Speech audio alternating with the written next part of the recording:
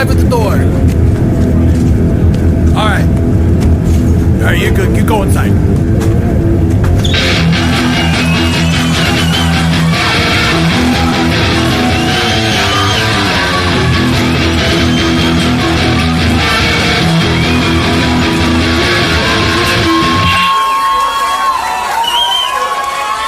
What's up, everybody? I've been a lucky guy all year to have a bunch of full bands do the podcast with me, or at least like lots of members of the bands. I have the full fucking band of Pomfret in their van right now. What's up, guys? Nothing much. We're driving to Nebraska right now. Where are We're y'all on coming tour. from? We're coming from Kansas City. We played at Howdy last night. First day of tour with Ferris wheel regulars. Went well. So now we're headed to Nebraska. Oh, We should fuck run it up. yeah. Okay, hell yeah. So, a couple of things. Y'all's record is like something, it's kind of perfect, from front to back. Why don't you guys kind of start with, this record and kind of, tell me where, you'll be back when things fall apart is like, I don't know what it is about emo records or like DIY records, but it's like all these records got like some kind of like lay on the floor and think about shit. like even like the title of the record makes me feel that way. So kind of walk us through this whole new record. Well, so the title is actually funny enough. So we're from Springfield, Missouri, and there are a lot of stickers around. Davey actually might be able to tell this story a lot better. So like I went to school in Arkansas for like 2 years, and then dropped out, moved back home. And just, I started noticing these stickers. They said we'll be back when things fall apart, Springfield, Missouri, and it's like a rip of like this boots 5-pound barrel. They have a shirt that says like Springfield, Missouri, where dreams come true. It's like a sun graphic, and then on the stickers, the sun's like turned upside down. And I gotta say, like I like crashed and burned when I came back to Springfield. It's like just seeing all those stickers, just kind of being reminded of like, oh fuck, like college didn't work out. Like I dropped out, I moved back home, just trying to like figure my shit out, and just like that. Those like words just kept like they're just like imprinted in my brain. I was just like, yeah, I think it'd be cool for like a name of a record. Yeah, And 1,000,000%. yeah, I feel like it. I mean, like I feel like the album's like in a way kind of like about home. It's just like the concept of it, and like just returning home after like I don't know, just fucking up tremendously and having to go back to the drawing board, and that's kind of what my early 20s have been. And yeah. Something else. Yeah, I think that I like from front to back, I would say like listen to this record is there are like emo records that make me also, would you guys say that you're an emo band, or would you guys say that you're like part of like this, just new wave of like kind of yelly, screamy guitar music? I mean, yeah, we rep emo. That's kind of like our whole shtick. We're Ozark Mountain emo instead of Midwest emo, just because like we're from Springfield, Missouri, and like around the Ozark Mountain area. But yeah, I think emo is an accurate representation. Okay, hell For yeah. sure. I think that there's just something that y'all touch on that just like you hit all the points where it's like, I think singing about where you come from is not necessarily emo, but I feel like it's part of like, the wall that you climb when it comes to that kind of stuff. And like this record alone just kind of, and also there's like two kinds of records that are like this. There's like the kind of dance around and like scream this shit out with your friends, or like you drive in your car and just put on this record and you want to yell, or there's like the lay down on the floor and like just kind of feel everything folding in on yourself. And I think y'all do this really cool thing where it's like each song makes you feel both, like you kind of feel like you want to like lay on the floor but also like wish you were laying on the floor with your friends in a way? Like, was there any, while you were, while y'all were, writing this record, what were you listening to? What were like the inspirations? What did you want to come across by the end of it? Um, I think the process of writing the record was we knew we were going to end up doing a record because we had done one EP before, so we knew the next thing we were putting out was a record. We didn't really have a plan until we just started writing songs, and then eventually we had 10 of them, and we were like, "This feels right." The first five were kind of just like we're gonna write and see what happens, and then the last five were very much like this is an album. We are going to write these songs as like album songs that kind of like feel a little bit more in tune with, I don't know, making something cohesive. And like, I think we were listening to a lot of the same stuff we were listening to for our first EP too. Um, we really love Golfer. Yeah, That band we rip off all the time. Sweet Pill's another huge one. hell yeah. That's a big one. But yeah, bands like that. We're also like we're listening to a lot of hardcore and just going to a lot of hardcore shows, which Mhm. I like has found its way. Um, there's a stomp part on Camp Navarro that just feels very much like a hardcore song No, I totally get that. Here, give me just a second. I'll put for these the dogs most outside. part. What's that? No problem.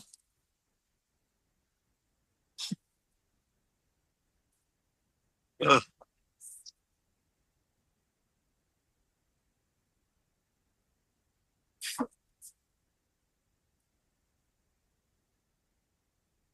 I made the mistake of leaving my door open with my dogs. I got a nice little window over here, and it's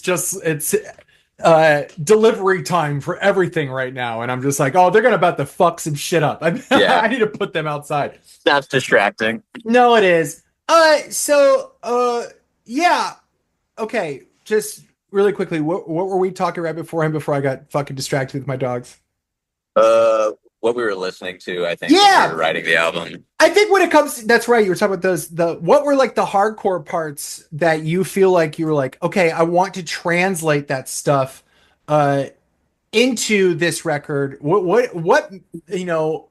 comes to hardcore, that's like kind of its own thing, right? And it can be, the Yeah. bridge between hardcore and emo, is it's gray at times, but then there are definitely lines that are like what were the lines that you wanted to cross between hardcore and emo in those parts?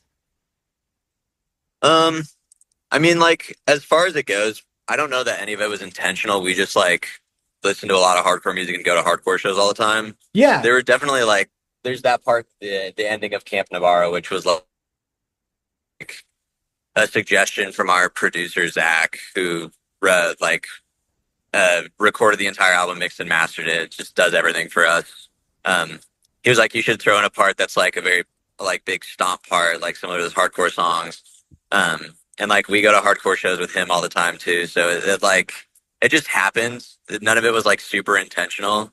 But I mean, the argument like can be made that all emo comes from hardcore, which I mean, I certainly agree with. I That completely like agree with that. And like it's so the DNA is all in it. And I think in that song, in Can't Navarro specifically, like yes, there is that part in it. And I think it's kind of like a little just homage to where it all comes from. And having your producers kind of fingerprint in that idea of uh like in hardcore itself or on the record itself, it's really cool that y'all were able to work together on that specifically. What was it like? Did is this the same producer that you had for the EP, or is this someone that has kind of entered the fold for the band? it's the same producer we had for the EP. We are like very close personal friends with him, so it oh sorry, I accidentally opened a text. It just made sense to go with him again. Yeah, Mhm. just because like yeah, his fingerprints are all over this band, and it's obvious. Like we explicitly sometimes go into studio with like half baked songs because we know his suggestions are going to make them better. Yeah. Either of you want to touch on that? Yeah. Well, me and Zach were in a band together as well prior to Pomfret, and he helped me write the drum parts, Damn, and also there's one other song. Oh yeah, Camp Navarro. He helped me write the drum parts for that. So working with Zach is just a blessing because he just like understands music and like he just knows what sounds good. And so like having him a part of the writing process is like such an asset. Like getting the most out of like bands too. Like he's just like I don't know, just like he's in like a bunch of like hardcore bands and like a lot of bands in town, and it just has like such a fucking like knack for that thing. And yeah, he's just a legend. I can't speak highly enough of Zach Griffin. Yeah. That's Bill, you were also in a band. Yeah, I was in a pop punk thing with Zach called Honest Sleep for a while that actually toured with Catalina 2022 or whatever. Well before. So Mag and I toured well before we were at Pomfret together. cool. But, yeah, Zach is awesome. Lore runs deep. Yeah, that's y'all have some kind of wild lore when it comes to that stuff. That's really cool. How did y'all meet? Were y'all like, you know, going to the same shows together and all just kind of like happened? Yeah, it just shows. Davey and I went to high school together for a few years, but did not know each other at all. And then, like he said, he moved away, came back, and then that's when I met him. Yeah, I met Jack and Mag just through shows. Yeah, we all just went to shows together, and then I started headhunting, for lack of a better term, from all these bands.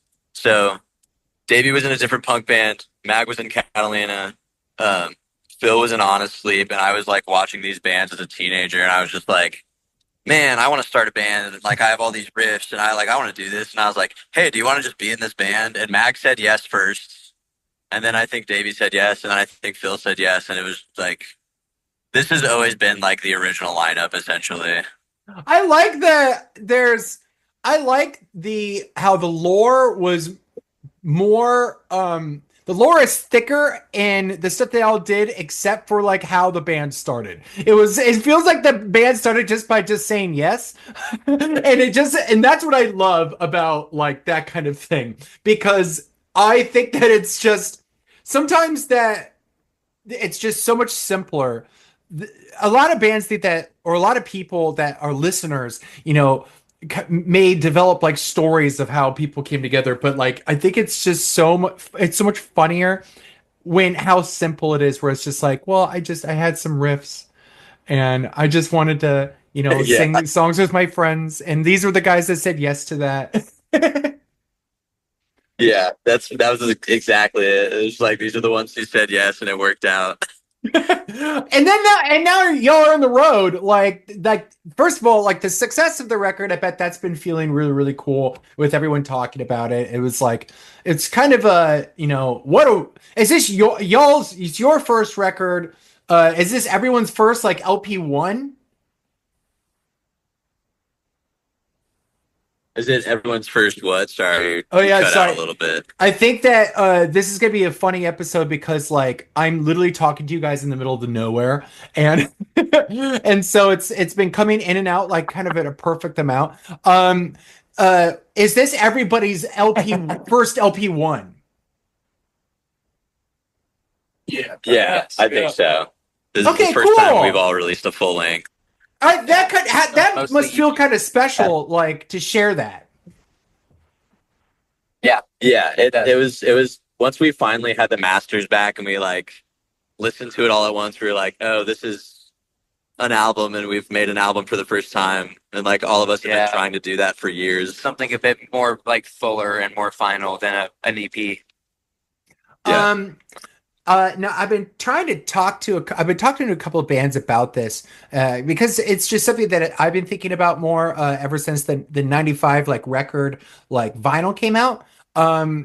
Is there a moment where when you're done with a piece of art or a collected piece of art like a record, is when it's over, do you guys kind of mourn the end, where it's like, oh man, all that work is kind of over, and now it'll always just be behind me, rather than stuff like this thing that I'm working on.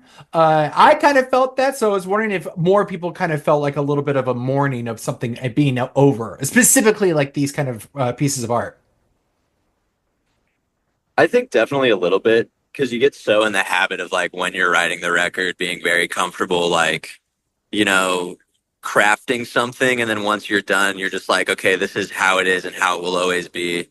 And like, we still consistently are like, man, wish we would have done this different or like, wish we would have recorded this a little bit differently. Just like, yeah, our first EP, we put a bunch of Vine booms on and we do solemnly regret that now because there's really really funny story about this time we submitted it to have like this person on Twitch like review it, and they picked that song of all of our songs, so it was a 10-second Garth Brooks sample with Vine booms interlaced into it, and it was a nightmare. It's the first like really embarrassing moment. That was insanely embarrassing. Oh, what a fascinating like cringe mountain to climb over. Yeah. But otherwise, I don't know that like we're necessarily mournful because like we're always trying to do more.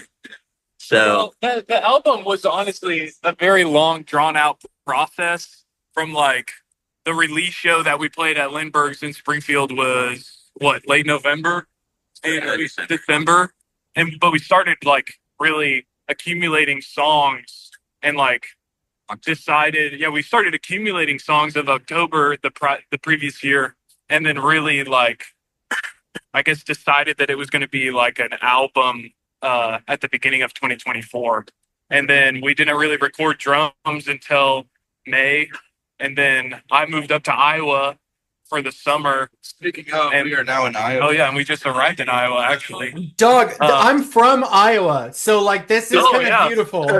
Yeah. I literally grew up in Iowa City. Oh, okay, cool. Yeah. But yeah, over the summer while I was gone, then they when they could catch Zach in between all of the stuff he's doing, were recorded the rest of it. But I definitely did feel kind of I don't know, a sense of completeness after the release show as well. But like let go of it, and then like it just exists outside of you. Oh yeah, releasing that into the world for everyone to hear is a cool feeling for sure. We did like sit on it for a while. Oh yeah, like I think we were done recording in like June, and then it was like done for a couple months. But we wanted to like, I don't remember what the thought process was. But, really roll out. Yeah, we like to feel like a rollout, like an album rollout, like we're a real band. Because we also like our EP, like we were planning on just like breaking up after releasing that. So like the EP was just like the songs that we had at the time. We just kind of like dumped them out, and then like honestly, the EP was kind of really rushed because I was applying to become a wildland firefighter, and so I was kind of planning on that like happening. So we were just trying to do like a one and done EP, couple shows, release show, and then just like end the band. But then thankfully that didn't work out, and so now we're here. Yeah, we're LP. We're touring. Yeah, it's fucking Iowa. No, I think that's great. It sounds like, again, I love the lore. I like the concept that like everything has just been, everything that's been happening around this band has been really, really kind of intense and fun. What does everyone kind of do outside of the band? Outside of it being in this van. I'll start. Yeah. I go to school currently, so I'm in college. I'm a sophomore right now at Missouri State. Just getting a business degree and then figuring it out later once that's finished. That's see exactly what just like we're been in school. That's perfect. Yeah. I'm a cook at a restaurant called Civil Kitchen, downtown Springfield. Hell yeah. I love that place. Yeah. That's what I do. We also play in a different band called Awe, which is a hardcore band. AWE. Yeah, AWE. Act with Empathy. Yeah. So we also do that when we're not doing this. That's everyone is in a second band? Yeah, it's a different yeah. band. Well, no, them Yeah, are. it's just Okay, us, cool. man. So Them you are. two. Them Okay, are. cool. They are. I know. Yeah. Outside of Pomfret, I serve at a Thai restaurant for money, and then for fun, I like to rock climb and go outside as much as I can. Yeah. Fuck yeah. I I bartend at Lindbergh's, which has kind of become the home of Springfield scene. We have, like, our like main venue that's been around for like 30 something years. Closed down at the beginning of last year. I started working there like last April, and then just kind of like the scene just kind of found a new home there, which has been really cool. So I book shows there, and then like I run a house venue for the last like I don't know like 3 years. It's called the Dish Pit. That's kind of like I mean we all met like just kind of I mean that's like how I started like getting involved in the scene, just starting to just do DIY shows, and so I don't do it as much anymore. But yeah, What was house like? venue. What was like the main inspiration to want to start hosting DIY shows like at your place? Um, like so like I was like very like I didn't like go to like house shows until like I went to school at University of Arkansas. That's like where our name comes from too. It's the name of the dorm that I stayed at. But I went to my first house show in like 2019. And then just like immediately like just felt like I don't know, I guess for lack of better words, like a calling or just like, okay, this is like, it just became like kind of an obsession. And then like COVID happened and then like I just had like all this time to be like, this is like what I've been missing in my life and like, what I want to be doing and I just don't know if school's it. And then I moved back to Springfield with my sister. I moved in with her and her partner. We just had like and it's like an old ass house in a college neighborhood and big ass unfinished basement. Just like, okay, well, like, I'm gonna do this. And, it's just like, I don't know, like, it's all I need. Especially after like the pandemic, just like as people kind of started to like, had to relearn how to be around each other. It's like very healing for me, like just kind of getting over like shaking off like, you know, the effects of like the isolation, the lockdowns, that and stuff. I love I love you bringing up the calling of it because there is just when I was in Iowa City, that's kind of where I fell in love with this whole DIY thing too. But I mean, like I'm also like 37, so this was 2006. I was 18, and it was I remember going to like my first house show like right after high school and just being like the energy is fully addicting. There's something Yeah, there's something chaotic and like um everything's shared and like uh when things go well, like they go really, really well. And if everything like if something fucks up, they fuck up like really, really hard. And so like there's something about like that chaotic balance of like a house show or a house venue. I did the same thing. I ran a house venue in Iowa City for 8 months before I found my wife and moved in with her. Um, like, it was the one of the best feelings ever was just like being like oh yeah, I saw them at hearing people talk, oh yeah, did you go to this place last night, and then that happened to be your house, like that just feels yeah, cool. Like there's just like, oh, you got to create like something that's shareable to like possibly up to like 100 people. And like there's that's so cool um to feel that calling to want to share that with others. yeah, yeah. It's like I don't know, like it's been really like I don't. I sometimes I like don't give myself credit like for the things that I do, but like I feel like with the dish pit, it's been like it's become like kind of a staple of Springfield scene, Definitely. and it's been it's been a blast. Like I do sober shows now. I didn't know what the fuck I was doing when I started. But as I learned, just just like not having alcohol or anything, like just makes it like way more manageable. And yeah, I mean, like some of the best shows are like in houses or like in basements. And then Quad played the dish. Yeah, fuck it. Like probably the craziest show that happened was Ben Quad and Riley. It was Ben Quad, Riley, Sunphone, Trash. Like 2 years Shut ago. up. Yeah, it was like probably like 40 or 50 people. And yeah, it was an insane show. That's insane. Like Yeah. I think also like there's I'm my favorite band in the world is Foxing.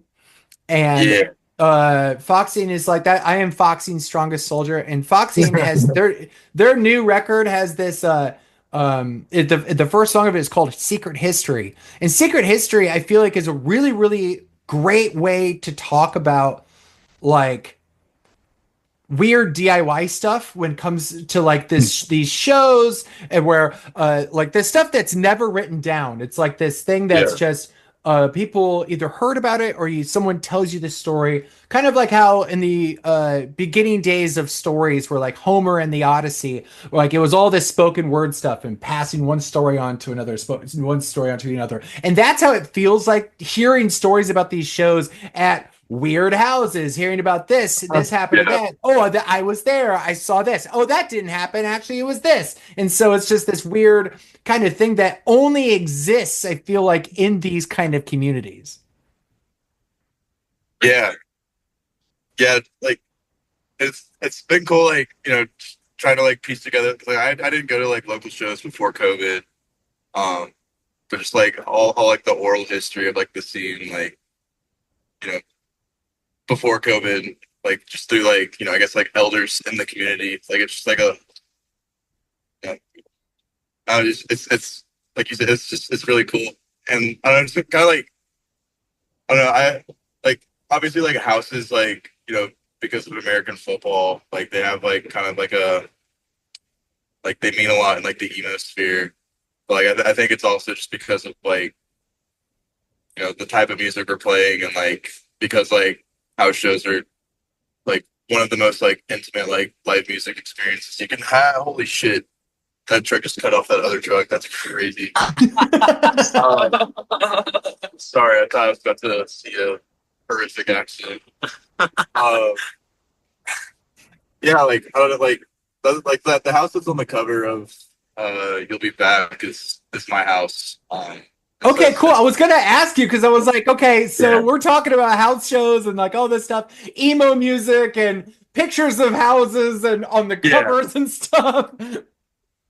Okay, so that's the Dish Pit. That's the Dish Pit, yeah. Yeah. That's fucking perfect. I mean, I'm literally staring at the record right now, and like it's so nice that like first of all, that picture is just great. Do you live out in the country, and were you like thinking of like doing something like this? I literally like I think we just got like one of McGuire's friends just happened to be shooting on like a My buddy Zeke Holbert, he just takes pictures all the time on his various cameras and whatnot, and he got like some really cool photos from that house show that night at the Dish Pit. And when we saw that one, it was, I don't know, it seemed pretty obvious that was just like a perfect album cover We used photo. 2 other photos from that night for the Yeah. single covers. Yeah. For Sock Mike and Stone Paul. So we used all 3 of his pictures for all 3 of those covers. Yeah.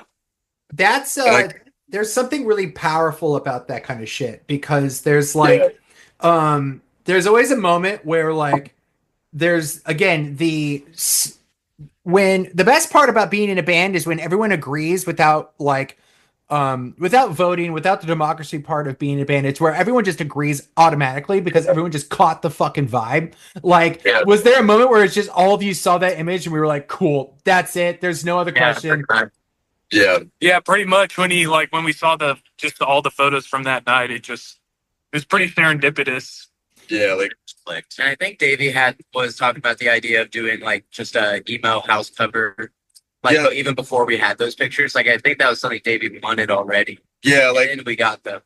yeah, like because like I don't know, like I owe a lot of like what I'm doing now to just doing shows at my house because it's like how I've met like all my friends and it's like how I got plugged into the scene and I just wanted to like kind of like you know immortalize that I guess somehow in a true emo band fashion by putting it on like a house cover. Like I don't know what it would look like, but Zeke has like such an eye for that. And I think it was from our Springfield day. Yeah, it was our big show on our first tour ever. Yeah, like with Delirium.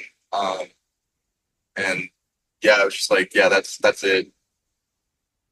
No, it's just exciting and I think it's cool. And I think that there's just like, again, the serendipity part is like the magic that exists when being in bands that I think that, I don't think a lot of people talk about how powerful that shit is, especially when it's like you and your best friends, like literally making music and making decisions together without really even talking about it, where it's just like simple, easy. I think that there's like, I mean, it's kind of amazing to think about like when you're in band practice and then like being able to talk without talking and be able to, change this, change that, oh, be softer here. Oh, let's do that lick again. But like no one said a fucking thing. And it's just, everyone is just looking at each other and making the smallest gestures where that's working. Yeah. There's nothing else like that allows for that kind of communication to exist. Oh yeah, it's being in like joining Pomfret was really a breath of fresh air for me personally. Just because like my experiences in bands prior to that, there really wasn't a great open line of communication for criticism. Whereas like in Pomfret, it's just like I don't know, there's zero ego behind it at all. So it's just like it's not even like you just don't even think about it. Like having that open line of communication just plays into like how natural it all feels and everything with the album. Just I don't know, I just love the word serendipity because that just like wraps it up like totally perfectly for me. It's just like how everything just played out and just kind of like happened and just kind of like came out of all of us.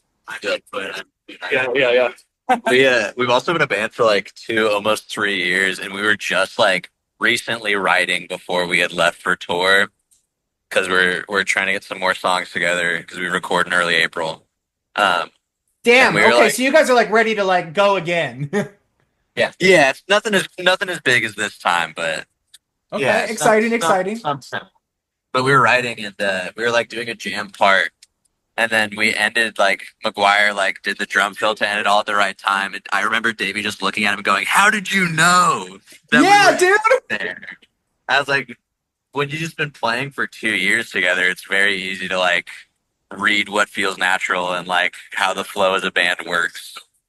I think it's important, and it's just like that's how you know that like whatever you're doing is like okay, cool. We figured it out. We're tapped in. Everybody's locked the fuck in. And because there are people, I feel like that there are bands that never get there, and I feel like I've been in that position in early band stuff in my 20s, and like I was always searching for that and never got it. And so like I took a long time where I didn't do any music stuff because I was like, well, I won't get that. That's fine. It's not for me. But it won't happen to me. Yeah. And then now that I have it, I'm like, oh yes, this is the best shit in the world. There's nothing better than this. And like I think that more people need to be bringing this up because that is where the biggest draw to want to be in a band should be, which is like you'll have a connection that is like indescribable with your bandmates, where it's like, yeah, we could, we literally don't have to talk anymore. There's just something really, really powerful and amazing about that, especially when you're in that zone of like writing and just rehearsal in itself. So I wanted to play a song from the record. We won't have to listen to it because I bet you everyone's listened to it enough. But I wanted to play it for the audience. So what song would you like me to play? Yes. Yeah. What? Oh, Stoned Paul is like one of our singles that we put out. It's our most popular song just because it's very catchy, and we're very proud of it. I like that song a lot. Yeah. Yeah, Okay, you hell get yeah. that- Okay, so it's funny because you guys have a different name for it than actually what it is. It's not Getting Stoned Paul. It's Getting Stoned Biblically / Paul. Yeah. So Yeah. we wrote Paul's Sweatshirt first, and then played a couple shows where we just played that song, and then we wrote Getting Stoned Biblically in front of it. But to write it on set list, since it's all one song and it's very long, we just That's write so Stone / Paul. Stone Paul. That's perfect. All right, so Yeah. so here is here's Getting Stoned Biblically, Paul's Sweatshirt.